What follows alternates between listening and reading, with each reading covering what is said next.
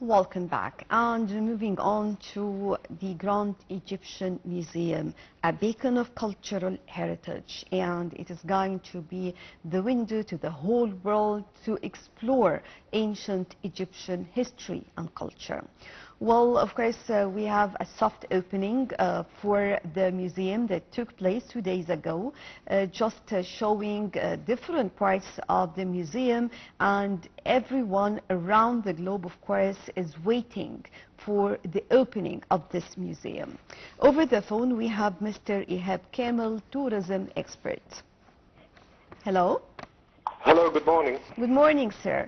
So first of all, let me ask you about this soft opening and how it was and the concept itself, because actually even when you start the tour, you are impressed by many things, even from the entrance.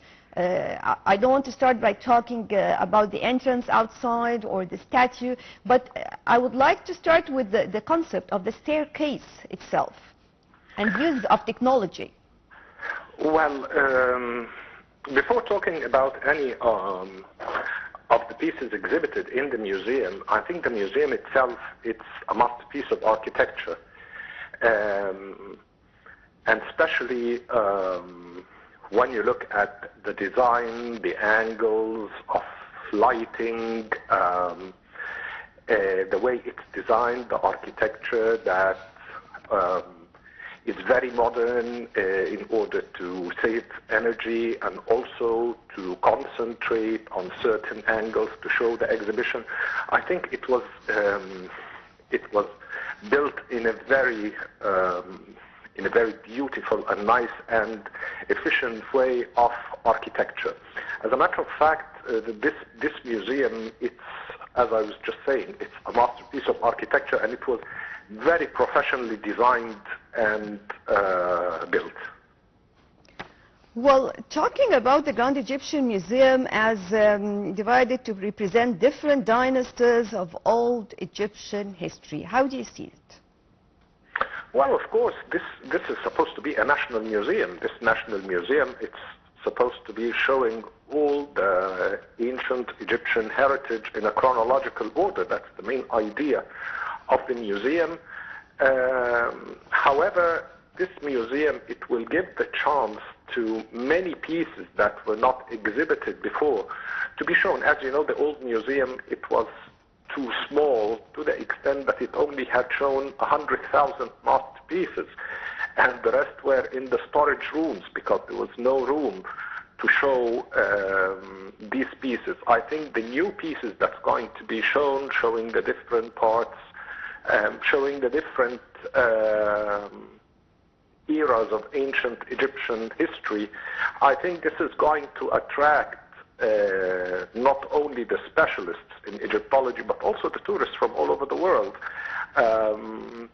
And I believe that there are lots of people worldwide who are interested in seeing these pieces of antiquities. It's enough to tell you that there are so many repeaters that comes to Egypt to see the same pieces again and again, but over here we will be showing new pieces, so this will be a major attraction for many people who are fascinated by the ancient Egyptian civilization. And even those, the specialists, they will be really keen on seeing the new pieces of antiquities that will be exhibited over there. Well, let me ask you about the themes, because as we can see in the Grand Egyptian Museum, actually the pieces are not just exhibited like this. We have a theme and a technique, also in addition to the usage of technology for each sector, how it is displayed, and it has its own theme as well. Of course. The old museum was built more than 100 years ago, and as a matter of fact, things had changed and things had developed. Now we have a branch of knowledge called museology, which is the branch of designing museums and the art of showing the different pieces of antiquities. It became a branch of knowledge. We have now people who are specialized in this. They are called museologists. So this museum is built according to the latest techniques of exhibition. But of course, this museum is going to be also the biggest museum in the world. So you're talking about a museum that's built according to the latest technique of exhibition. You're talking about a museum that is the biggest in the world. So because of such huge size of this museum, it has to be arranged differently from the way these pieces were arranged 100 years ago. I believe that this will make the visit more interesting and more profound, especially when you look at the different themes of every exhibition. This will give you an idea about this historical period and what was it like. I believe that this is going to be a very rich visit to anyone when this person visits the Egyptian Museum. When we talk about museums, and of course the best example for this will be the Grand Egyptian Museum, we all say that the museum is not only a museum to display different artifacts or different pieces or monuments, but it is far beyond this. And I think the best example for this, the instruction or the plans and all the events and activities prepared by the Grand Egyptian Museums on all levels. Of course, the museum it's not just a place for exhibition. It's a cultural center. It's what we can consider to be an educational place. Museums are not only for just seeing pieces, but for education as well.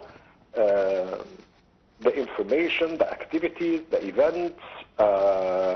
Even the restoration labs that are made over there, they are something that were really done beyond our furthest expectation, something very advanced and something that we didn't expect to see something like this in Egypt, but actually we did. Giving the visitors an idea, not through events and through different cultural events that will be held over there, that makes the function of the museum beyond really an exhibition place. It's a place to spread awareness with the ancient Egyptian civilization that will positively reflect on culture and on the image of Egypt in the whole world.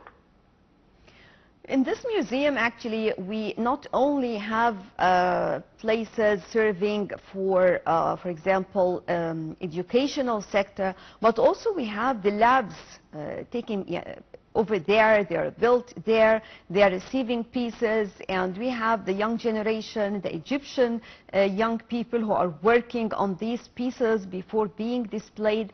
The idea or the concept of having these labs and really very, very up to date with all the technologies used inside, because I visited these labs. Actually, I was really impressed by all activities taking place over there. Oh yes, definitely. This will give us the chance really to, excuse me, to prepare a young generation of restoration experts who are working according to the latest technologies, and to prove that these young people are really deserve this opportunity, especially that the Egyptian antiquities, they have a great history in restoration. For example, look at the solar boat that was restored by Hajj Ahmed Yusuf. He worked for 20 years, so we have a heritage in restoration. So I'm sure there are lots of young generations who want to take that opportunity, but all what they need is just the tools that helps them to show their talents and to show their expertise in the restoration of the Egyptian antiquities. And on the other hand, this will be very helpful to preserve our antiquities, which is a very important part of our heritage. Right. Also, the Grand Egyptian Museum has prepared some special tours for children based on different styles and using different tools to attract the children to learn more about the history itself. It's not just about that. I think we were very late in doing this for younger children, but better be late than never. As a matter of fact, these tours and presenting this knowledge to the younger generations, that will create a young generation that is proud of their own heritage, and as a matter of fact, this will make them also an extremely patriotic generation that feels the value and the magnitude of their country in comparison to others. Well, yes, of course, we have many artifacts inside the museum, but again, we are back to the famous Pharaoh King Tut, and how it is for the first time we have all of his belongings being displayed in one place, and everyone is still talking about it.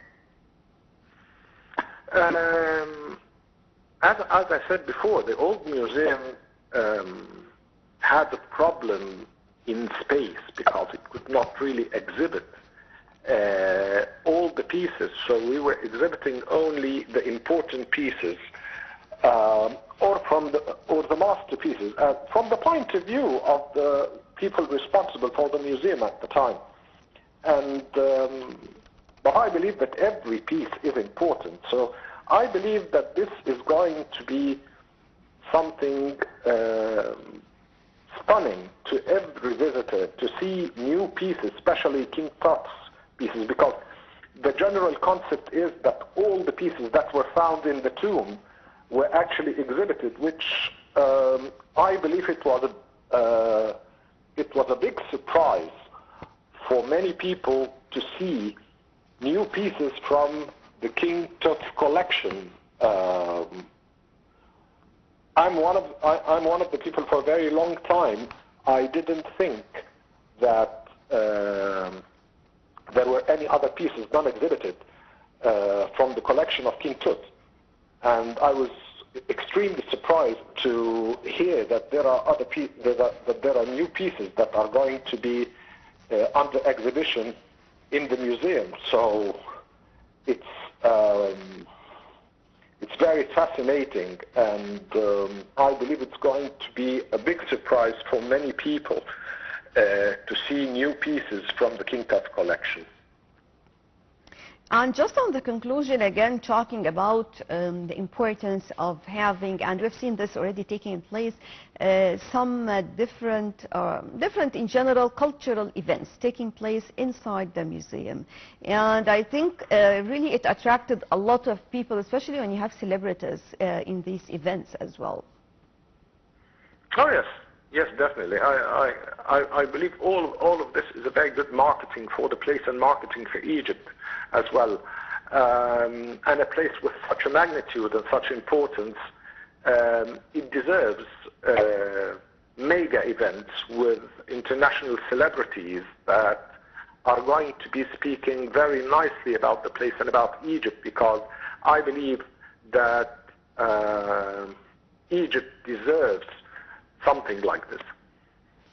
Right. Mr. Ihab Kamel, our tourism expert, thank you very much for joining us.